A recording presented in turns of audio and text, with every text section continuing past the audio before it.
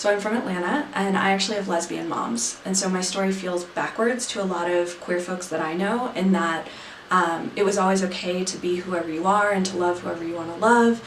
And I grew up in a household where my mom was very clear that that could change over time. So I grew up, and I was very straight growing up, because I heard, your mom's a lesbian, so you're a lesbian, right? Like, since I was 8. And I was like, no, I'm a child. How do I know anything about my sexuality? And, you know, you haven't even kissed somebody yet at that point, but I was adamant that I was straight and I was not going to be like my mom, which of course I'm sitting in front of you now, so that's not true. And it was interesting because I never felt like I was repressing anything or pretending. Women were not on my radar. So I was disconnected from that as even a thing or a possibility, because I was straight and I was going through the world that way and who I was attracted to. And then a big part of my story is that I went away to college, as a lot of people discover some of their sexual urges and preferences in that first couple of years. I do feel awkward telling this part. And I picked my college specifically because it was 50% men and 50% women, and I was super excited about that because I really wanted to have a boyfriend, because I went to a performing arts school for high school, and so we had like 80 guys and 200 girls, and half the guys were gay, and so there wasn't a lot of like possibility in that realm. So when I went to college, I was really excited about this new world and possibility. And so when I went, yeah, it's like I've been thinking about this all day of how to talk about this, and the story of like meeting the first woman I was attracted to, like I said, it wasn't on my radar at all before that. And so we were on a service trip at the end of my freshman year of college, and I was talking to this woman, and she was sharing, and she said that she was bisexual, and I was like, that like piqued my curiosity kind of inside, and I wasn't quite sure what to do with that. And we talked a little bit more throughout the trip, and then we were on the Crow Reservation in Montana, and we were doing service in exchange for being able to be a part of the ceremonies that they did there. And so part of what happened is at the end of our trip, we got to take part in a peyote meeting. And I had never done any like hallucinogenic anything, so I talked to my mom and made sure that that was okay, even though I was 18, and we had a really close relationship. And so she was nervous, but she said if it's in ceremony and it's held with sacredness and you feel comfortable with that, go for it. So I went into this experience with some really good friends, and we were sitting around a fire in a teepee with Crow people and having this amazing ceremonial experience. And I kept being like, oh, am I going to have a vision? What's supposed to happen? You know, you make up a lot of stuff about this. And we've been learning throughout the week of how to do this respectfully and in ceremony. And so after looking into the fire, after a while, I had this image of me coming out of the fire naked and walking back towards me and giving my heart back to me. Because I'm not sure if I said this, but I had my heart broken. It was the first time I really fell in love my freshman year of college by this guy, and it was a whirlwind experience. And then I just was so devastated for months and so sad and so heartbroken and just walking through the world that way. So when I had this vision of me coming back to myself and saying, here's my heart, and a little bit of like, you're free now. This woman sitting beside me reached over and touched my thigh right after this vision experience, and I just felt this electricity and this like, oh God, what is that?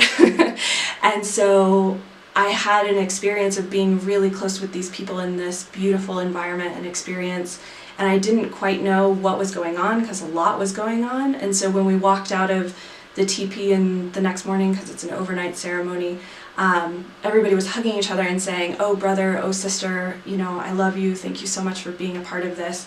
And so this woman and I hugged, and I said something to that effect, and months later she told me, like, I was not thinking of you as a sister at that moment. I wanted something more.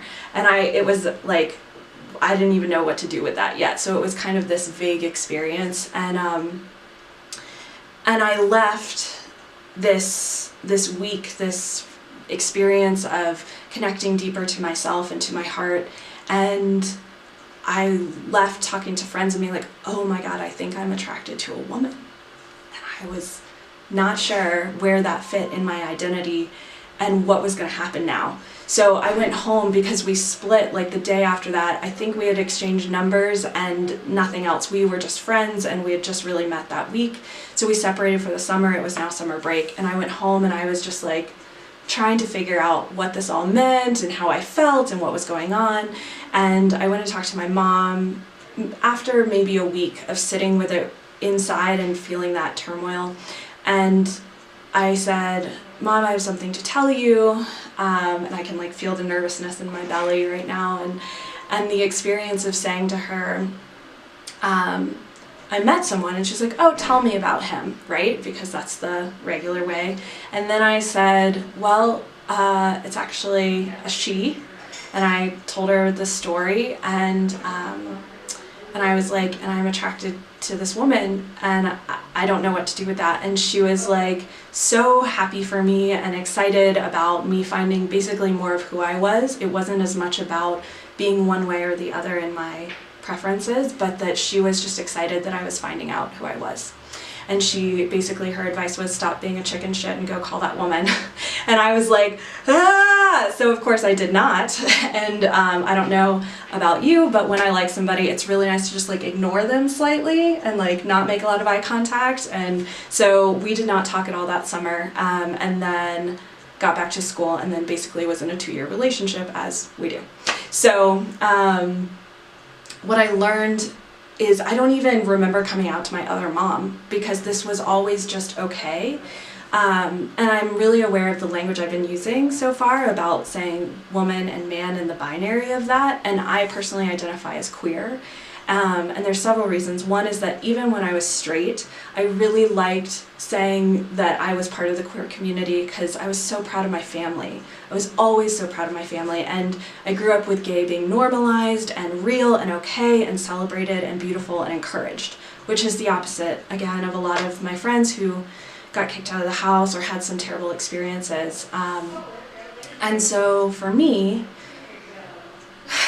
like, being queer allowed me to be more of who I was. And I remember coming home after college and getting to be friends with other queer folks in Atlanta, and how powerful that was, because everybody was just being themselves out loud in the world, and there wasn't a specific way to be queer, which was also really beautiful. And I know I had to work through, even with my background, some of my internalized homophobia stuff, because the first woman that I was with, I hated that when we held hands in public, people would assume that I was lesbian. And that really pissed me off, because it was who I was with in that moment, and it was a significant and important relationship, but I didn't want other people to decide that identity for me.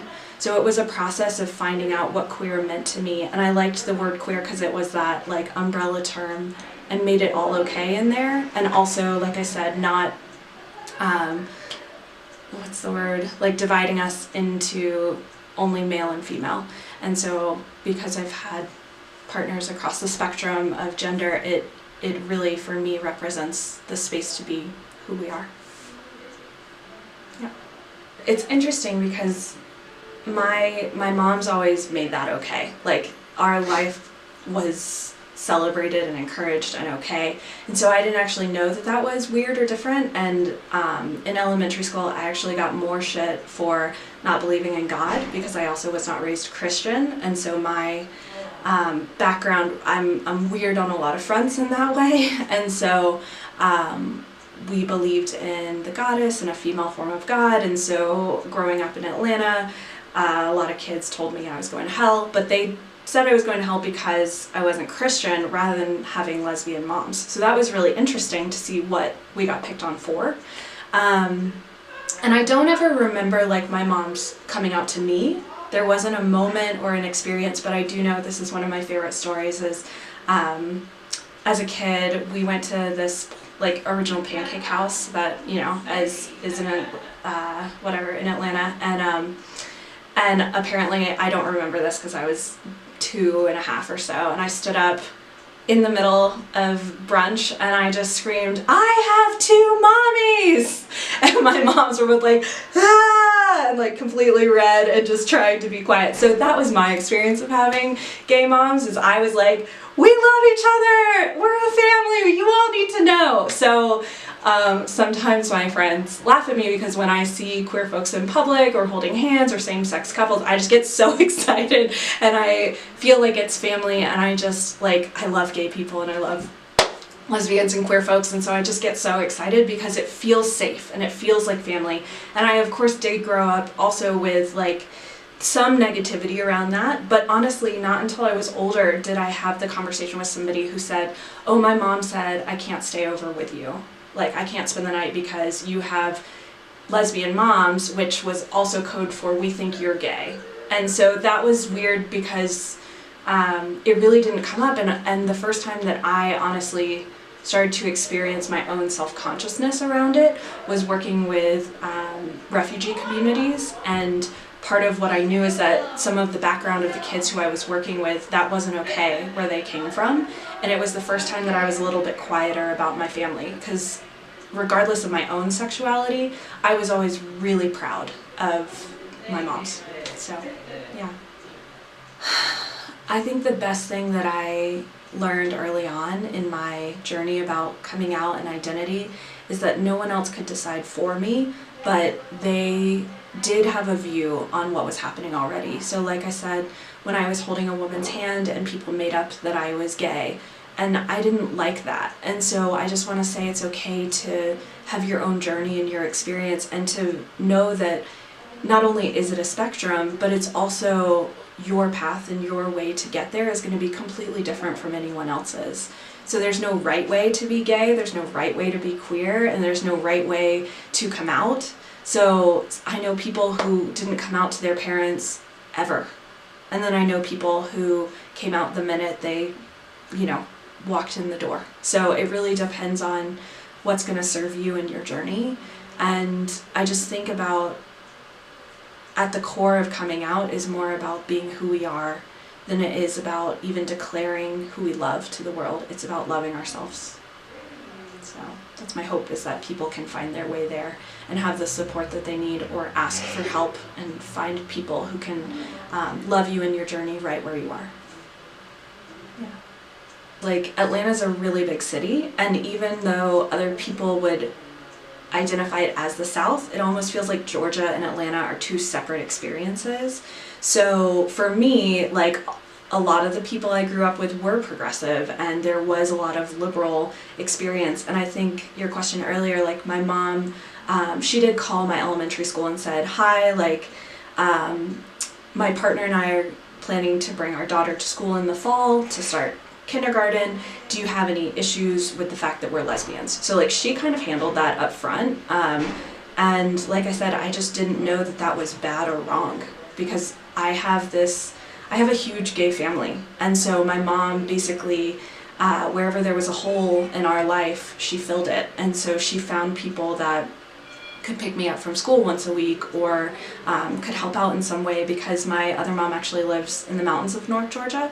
So that experience of going up there is very different, and that is a place that, like, you're not going to walk around holding hands and shout in the pancake house about having gay moms, even though I'm sure I still would have done that.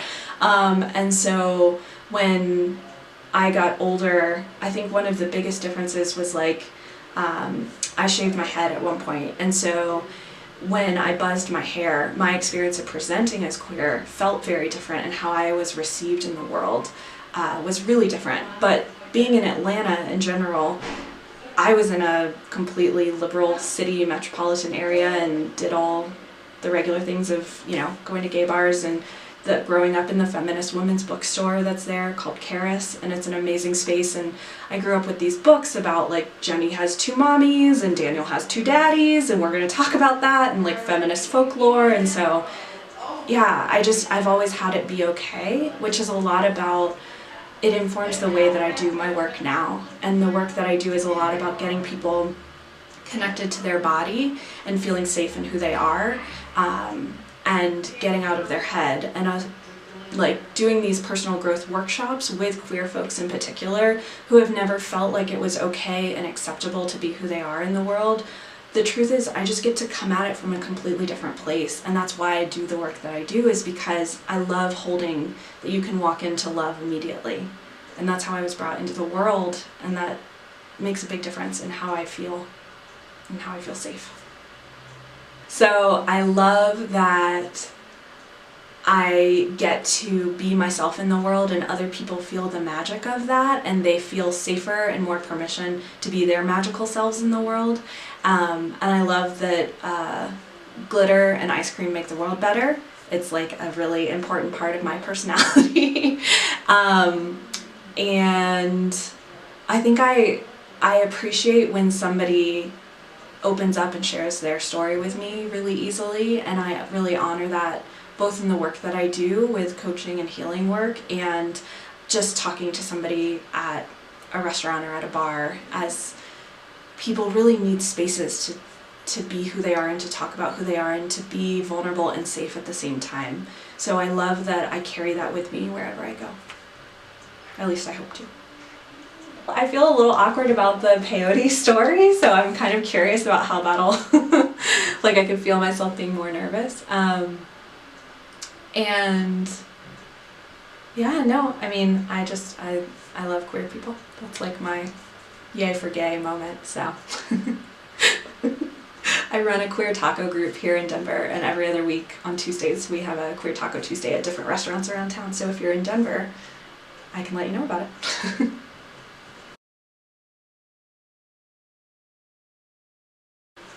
What a cool story. That's amazing. Thanks. Wow.